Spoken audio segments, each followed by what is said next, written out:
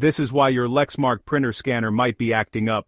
And how to fix it. First things first, check your connections. Make sure your printer is properly connected to your computer or network. Sometimes a loose cable or a weak Wi-Fi signal can cause issues. Next, restart your printer and computer. A simple reboot can often clear up any temporary glitches.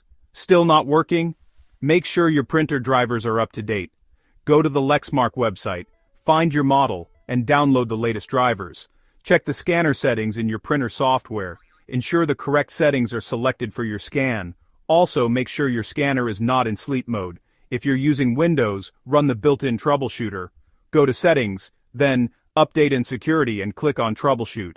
Find the printer option and let Windows do its magic. For Mac users, check the Image Capture app.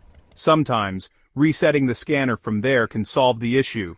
Lastly, if none of these steps work, consider contacting Lexmark support. They have a team of experts ready to help. So there you have it. A few simple steps to get your Lexmark printer scanner back up and running. Happy scanning!